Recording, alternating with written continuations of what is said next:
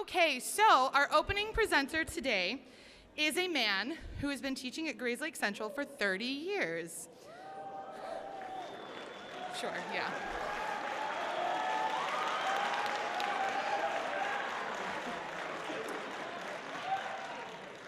Shh, there's more. That's twice as long as some of you whippersnappers have even been alive. He may have called you out in the halls for your tennis shirt, saying that he's heard your team is making a lot of racket. He may have walked into your science class and proclaimed that when chemists die, they bury them. He may have even come up to you at the pencil sharpener and informed you that broken pencils are pointless. He's the master of groan-worthy puns, and we're proud to have him here on the Writers' Week stage before he retires at the end of this year.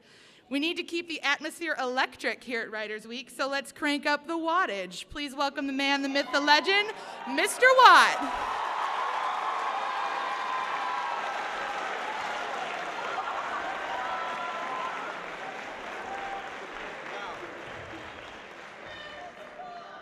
Thank you. Usually people do that when I leave the room. That's even better.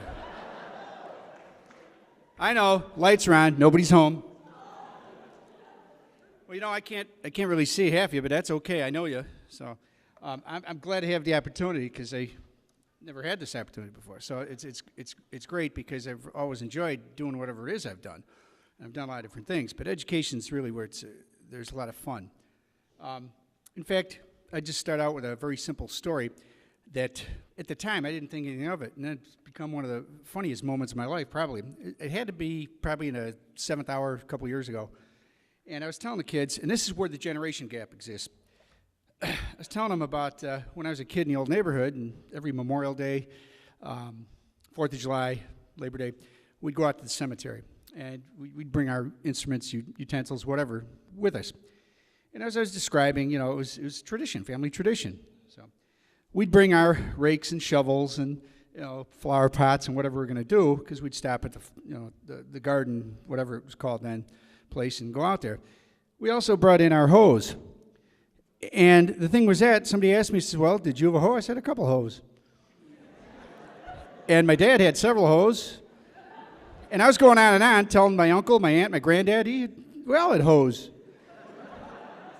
We all went out to the cemetery with a bunch of hoes. And by that time, they're rolling in the aisles. I had no idea why, except I said, oh, okay. No problem. Let me rephrase that. Rakes. Well, if you're Shakespearean, you know what a rake is. But that's a little bit over there.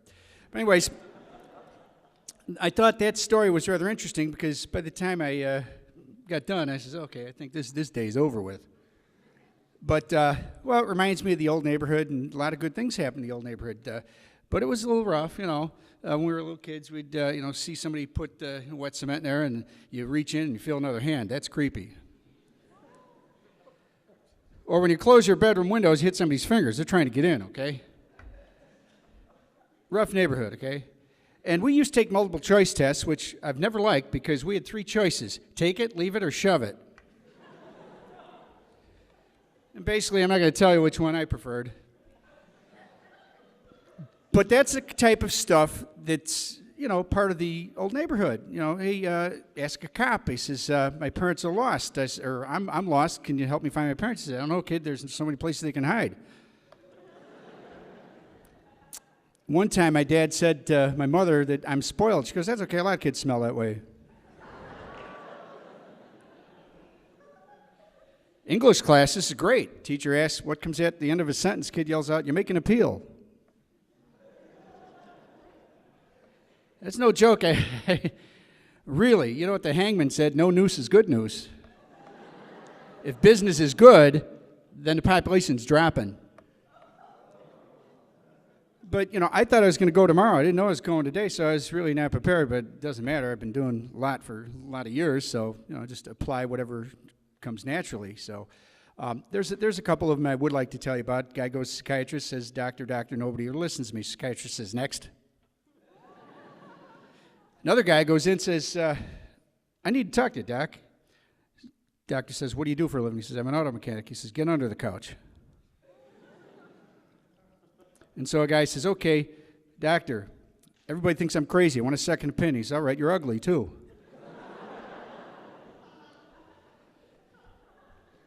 When you go in a restaurant, it's pretty rough when the only thing they have on the menu is broken leg of lamb. Or some nice places, family hangouts, Fonzo's Knuckle Room, Guido's Grotto, Dominic's Black and Blue Room. They forgot to tell me that was the Corleone family hangouts.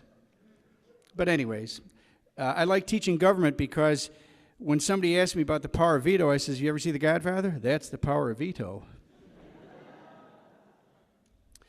But other than that, I mean, life is a series of little vignettes, I think, little scenes that you kind of remember and tuck away, and then you remember them later on, okay? I asked my dad, how do I get my kite in the air? He told me, run off a cliff.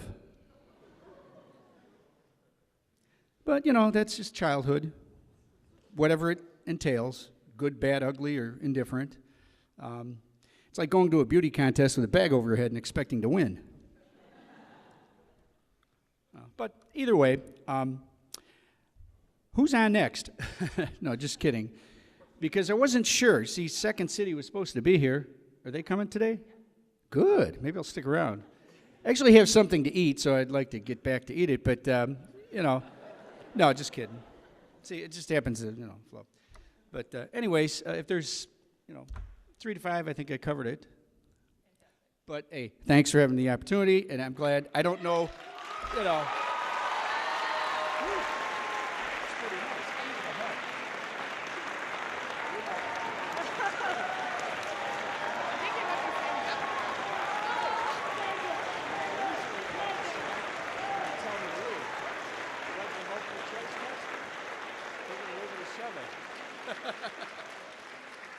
Well, I don't know if that's called warming up the crowd.